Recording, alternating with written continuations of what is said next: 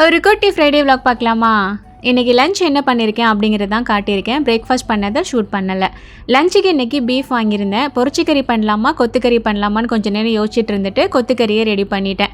ஊரில் மாதிரி இங்கே கொத்துக்கறி இந்த அளவுக்கு கொத்தி தர மாட்டாங்க. ஸோ அதுக்காக தான் மெயினாக இந்த மீட் ஷாப்லேயே நான் வாங்கிட்டு வந்திருந்தேன். ஸோ அதில் போட்டுட்டு நல்லா கொத்தி எடுத்துட்டு அதுக்கப்புறமா இதில் வந்து கடலைப்பருப்பு, வீட்டில் அரைக்கிற குழம்பு மிளகாய் தூள், உப்பு, இஞ்சி பூடி பேஸ்ட் எல்லாத்தையும் சேர்த்து நல்லா பெரட்டி கொஞ்சம் நேரம் ஊற வச்சிட்டோம் அப்படின்னா சூப்பராக ஊறிட்டு இருக்கும். இந்த கொத்துக்கறியுமே காயல்பட்டினத்தில் பண்ணக்கூடிய ஒரு ரெசிபி தான். ஜஸ்ட் ஒரு 1/4 கிலோ கறி இருந்தது அப்படின்னாலே கடலைப்பருப்பு, வெங்காயம், தக்காளி எல்லாம் சேர்த்து பண்ணும்போது ஒரு 4-5 பேர்கிட்ட சாப்பிட்ற அளவுக்கு குவான்டிட்டி வந்துடும். நான் இன்னைக்கு 1/2 கிலோ அளவுக்கு பண்ணியிருந்தேன். ஏன்னா லஞ்சுக்கு நம்ம சாப்பிட்டுட்டு அப்படியே டின்னருக்கும் யூஸ் பண்ணிக்கலாம் அப்படின்னு சொல்லிட்டு. இது ரெடி பண்ணுறது வந்து ரொம்ப ஈஸி தான். நார்மலாக நம்ம கறிலாம் ஆக்குவோம் இல்லையா, சேம் அதே மெத்தட் தான். கொத்துக்கறிக்கு நம்ம மேரினேட் பண்ணி வச்சதுக்கு அப்புறமா குக்கரில் நெய், தேங்காய் எண்ணெய் ரெண்டும் சேர்த்துட்டு பட்டை, கிராம்பு, ஏலக்காய், வெங்காயம், கருவேப்பிலெல்லாம் சேர்த்துட்டு நல்லா வதங்கி வந்ததுக்கப்புறம் இஞ்சி பூடி பேஸ்ட்டு, தயிர் சேர்த்துட்டு நல்லா வதக்கிக்கிறேன். இஞ்சி பூடி பேஸ்ட்டு அடி பிடிக்காமல் இருக்கணும்னா கொஞ்சமாக உப்பு சேர்த்துட்டு வதக்குங்க. ஸ்டெயின்லெஸ் ஸ்டீல் பாத்திரத்தில் பண்ணாலும் அடி பிடிக்காது.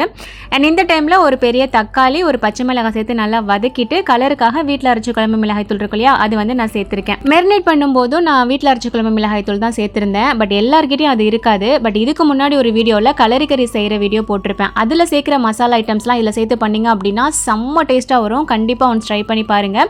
ஸோ இதுக்கு கொஞ்சமாக தண்ணி சேர்த்துட்டு வேக போட்டுட்டேன். அதுக்கப்புறமா ரைஸ் வந்து பார்த்தீங்கன்னா ஒரே ஒரு கப் அளவுக்கு ஊற வச்சுருந்தேன். பிள்ளைங்களுக்கு மட்டும் கீ ரைஸ் பண்ணலாம் அப்படின்னு சொல்லிட்டு. ஏன்னா ஹஸ்பண்ட் இப்போ லஞ்சு கொண்டுட்டு போகிறதில்ல, வந்து தான் சாப்பிடுவாங்க. ஸோ அவங்களுக்கு சப்பாத்தி போட்டுக்கலாம் அப்படின்ட்டு டம்மி கீ ரைஸ் தான் பண்ணியிருந்தேன். அது என்ன டம்மி கீ ரைஸ்னு பார்த்தீங்கன்னா சிம்பிளாக பண்ணுவேன். நெய், தேங்காய் எண்ணெய் சேர்த்துட்டு வெங்காயம் சேர்த்து வதக்கிட்டு இஞ்சி வெள்ளைப்பூடு பேஸ்ட்டு, அதுக்கப்புறம் தயிர், பட்டை, கிராம்பு, ஏலக்காய் சேர்த்து நல்லா வதங்கி வந்ததுக்கப்புறமா தண்ணி சேர்த்துக்குவேன். நார்மலாக நம்ம கீ ரைஸ் பண்ணுறதுக்கு தேங்காய் பால் சேர்ப்போம் இல்லையா, இதுக்கு வந்து சும்மா தண்ணியே சேர்த்துப்பேன். பொன்னி அரிசி சேர்க்குறேன் அப்படின்றனால 1 கப் அரிசிக்கு 3 கப் அளவுக்கு தண்ணி, கொஞ்சமாக உப்பு சேர்த்து நல்லா கொதிக்க வச்சுட்டு ஊற வச்ச அரிசியை சேர்த்துட்டு வேக வச்சிட வேண்டியதான். அண்ட் இந்த பக்கம் கொத்துக்கறி வேக வச்சிருந்தேன் இல்லையா, அதுவுமே நல்லா வெந்து வந்துருச்சு. நான் வாங்குற மட்டன், பீஃப் எல்லாமே பார்த்தீங்கன்னா மேக்ஸிமம் 2 விசிலே வெந்துடும். அண்ட் கொத்துக்கறி இன்னுமே சீக்கிரமாக வெந்துடும். இதில் இப்போ நட்ஸ் பேஸ்ட்டு சேர்த்துருக்கேன். இதுக்கு பதிலாக தேங்காய் கூட அரைச்சிட்டு சேர்த்துடலாம். இப்போ நல்லா மிக்ஸ் பண்ணிவிட்டு மூடி போட்டு திரும்ப ஒரே ஒரு விசில் வச்சு எடுத்துட்டோம் அப்படின்னா சூப்பராக ரெடி ஆயிடும். அண்ட் கீ ரைஸ்க்கு வச்சிருந்தேன் இல்லையா, இதுவுமே தண்ணி எல்லாம் வற்றி கரெக்டாக வந்துருச்சு. ஸோ இதையும் தம்மில் போட்டுட்டேன்.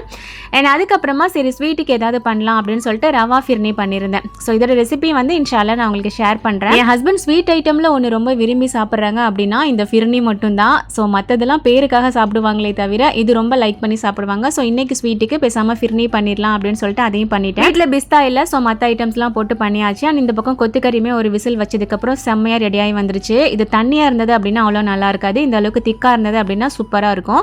ரைஸ் அதுக்கப்புறம் டிஃபன் ஐட்டம்க்குமே சூப்பராக இருக்கும். அண்ட் இந்த பக்கம் கீ ரைஸுமே சூப்பராக ரெடி ஆயிருச்சு. நல்லா உதிரியாக ரெடியாகி வந்திருக்கு. இன்னைக்கு எங்கள் வீட்டில் இதுதான் லஞ்ச். உங்கள் வீட்டில் என்ன பண்ணீங்கன்னு கமெண்ட்டில் சொல்லுங்கள். தேங்க்ஸ் ஃபார் வாட்சிங்.